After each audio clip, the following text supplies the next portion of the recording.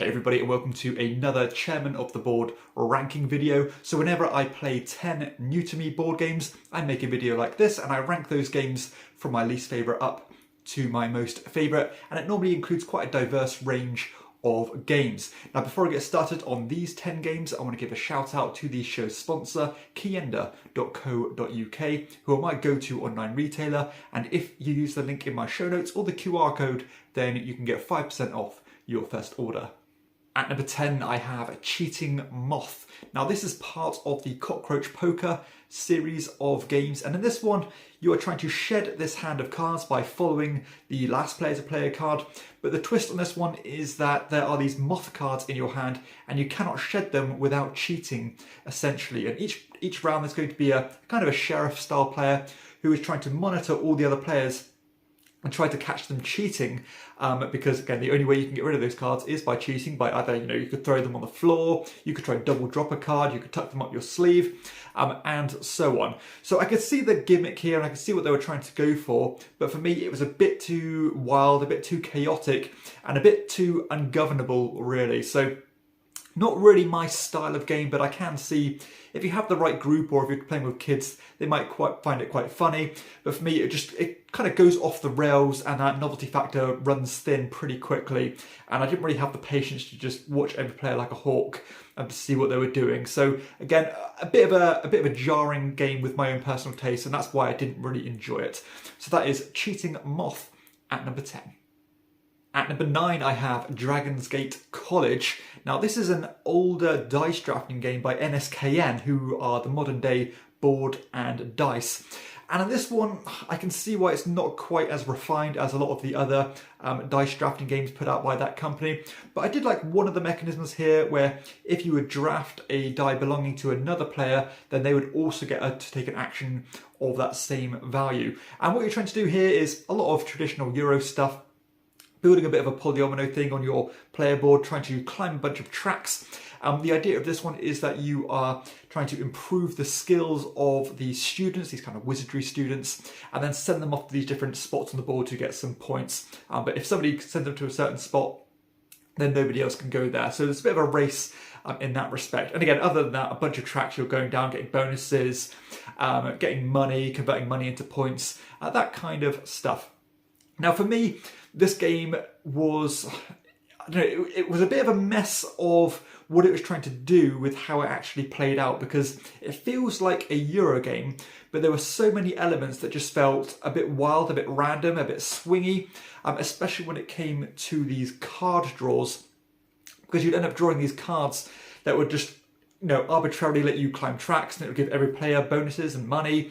And with these Euro style games, you want something with a bit of an autonomy, something with a bit of planning and very meticulously balance things out and stuff. Whereas this one, it just kind of showered you in resources, and a lot of that wasn't even your own doing.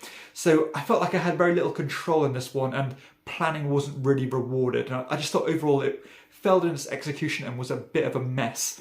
So I can see why this one has faded into obscurity. I wouldn't really recommend it, considering how many great dice drafters are out there at this time.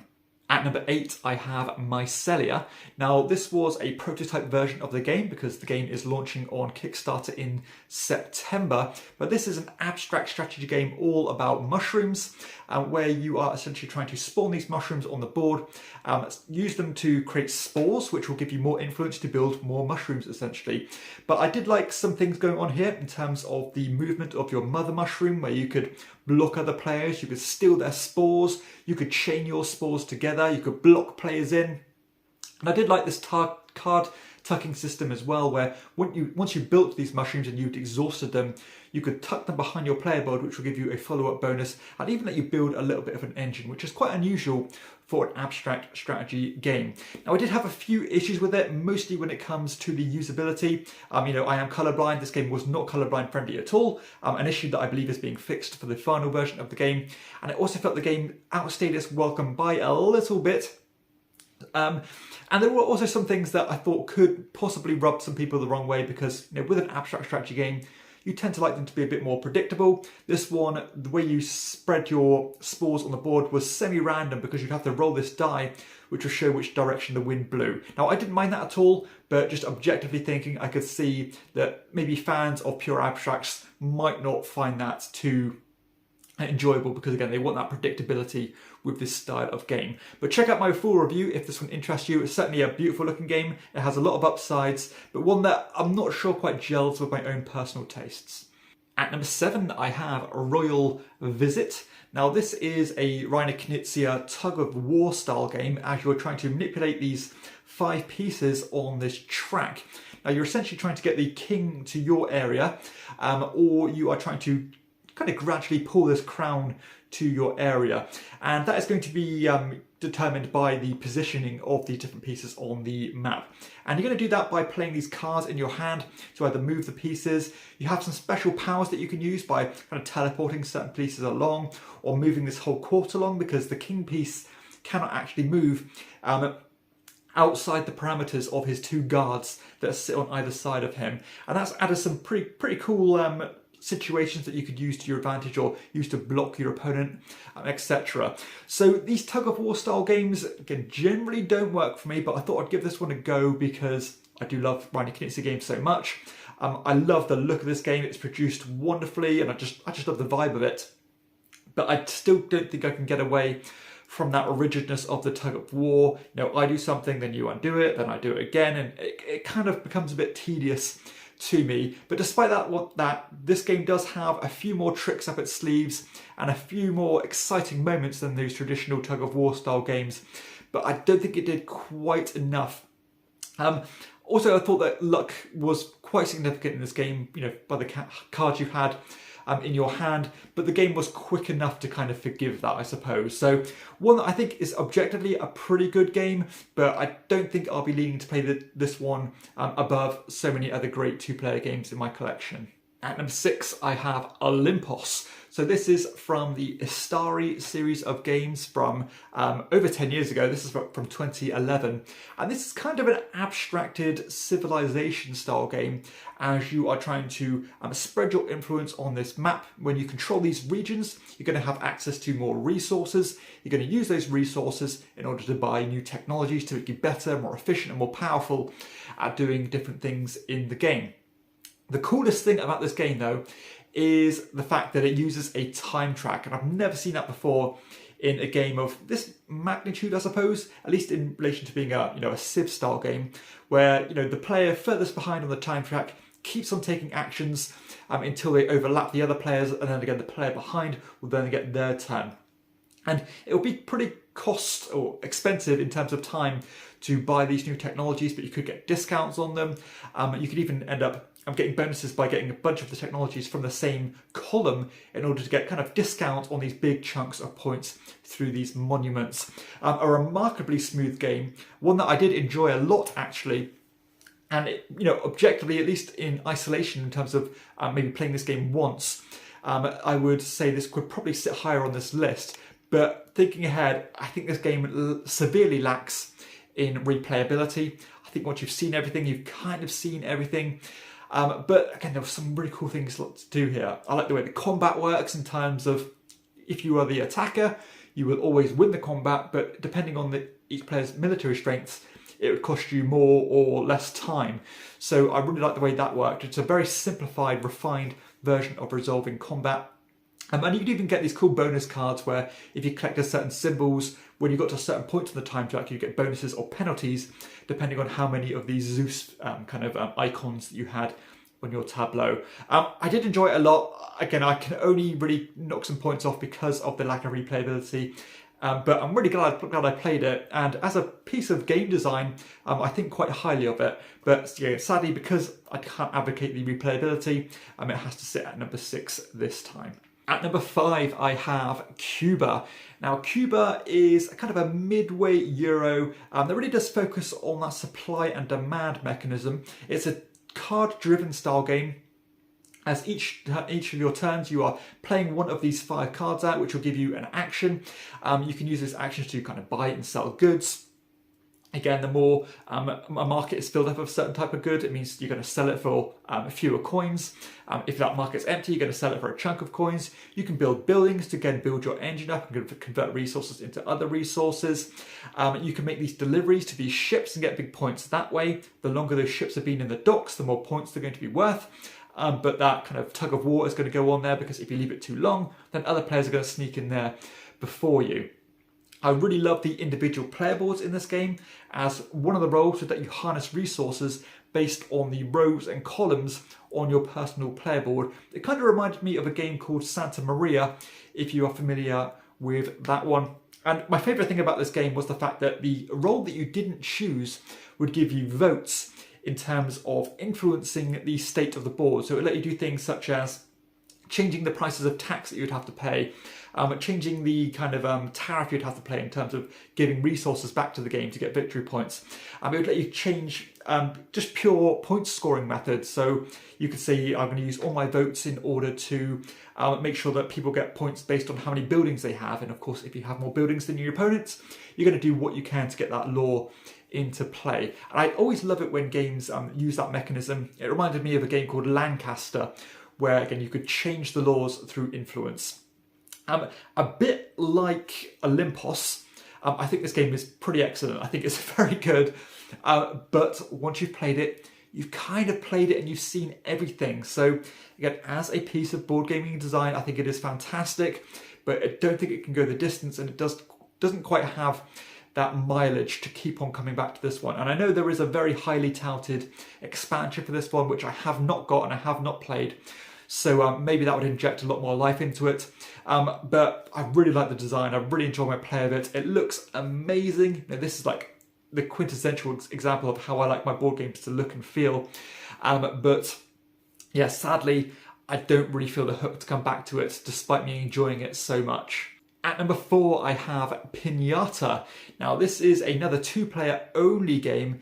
It's a hand management game as you're playing cards on your side of these boards that will flip over. So what you're essentially trying to do is that you are playing cards on your side to match with these sweet tokens, which color code with each other. And once you've played a certain amount of cards on your side, you can start playing them on your opponent's side to start trying to sabotage their score. And these kind of scoring tokens are always flipping from going to wanting to be the player with the lowest amount of cards or the lowest value of cards to the highest value, and so on. You're collecting these candies in order to build up towards these contracts, and if you end up fulfilling, I think it's 3 out of the 5 contracts, you'll automatically win. But again, it really does tie back to that unique mechanism of once I've played my 1, 2 or 3, I think even 4 cards, I can start playing on my opponent's side. So you really do have to start juggling some plates, thinking, do I want to build this up? But my opponent could play here next and ruin my score there, but he really needs that colour to get that contract, so I need to go there first. A really cool dynamic little game here. I think there could have been a smoother mechanism in terms of card management, because after a certain amount of, after a certain type of the contracts have been taken, some of the candies are kind of rendered defunct. You don't really need them anymore, and those cards can end up clogging your hand up. So I think it would be nice if there was a method to get rid of them, or maybe do like a 2-for-1 mechanism in terms of playing those cards out as a different colour. Something like that, and this game didn't quite address that, at least to my knowledge. So a nitpick there, but I did really enjoy the gameplay. I think it's quite a distinct 2-player game, and one that I'm keeping around for sure. So that is Pinata at number 4. At number 3, I have Herbaceous. Now, this is from the Pencil First series of games by Dr. Steve Finn of Biblios fame. And this game actually does use a mechanism that was kind of made famous in Biblios, at least that's how I know it, where what you're doing is you're drawing 2 cards on each of your turns, and after each draw you have to decide whether you want it for yourself or if you want to put it into the communal pool. But the second card draw has to go in the opposite direction. So if I wanted to keep the first card, the second one would have to go in the middle, and vice versa. And what you're trying to do here, very simple set collection, trying to collect duplicates of the same cards, different types of cards, pairs of different types of cards, and even just that little kind of random wild cards as well. But I love this mechanism of there being a constant built-up shared pool in the centre of the table. And before you take your turn, essentially, in terms of drawing the cards, you have to decide whether you want to use one of your scoring cards and lock them in place, never to be used again for the remainder of the game. So it does have this kind of chicken mechanism of, are these cards going to make it back round for me? And can I improve on my score here? Just knowing when to pull that trigger, I suppose. Really pleasant game. I mean, these pencil first games are a bit strange because they are so simple, they're so bare bones and pure, but they seem to have some kind of sprinkling of magical ingredient to elevate them above so many similar games. So I'm quite excited to talk to you guys about this one, and I think I'll probably do a series or a video covering all the pencil first filler style games, because I do have them all now, I think bar one. So you know, the Floriferous, Herbaceous, Delicious, and even the Whatnot cabinet, and I think there's another one as well called Sunset Over Water, which I haven't played, which I want to try next. So really like this series, and this is another strong one that could not be more simple. At number 2, we have the second Reiner Knizia game with Ingenious. So this is an older game, definitely a family weight abstract strategy game, as you are playing these two-sided tiles on this board. And all these tiles have these shapes and symbols on them, and you're trying to build up these lines of those certain symbols in order to score more points of that type. But they are hexes, so there are so many different directions these lines can kind of sprout off.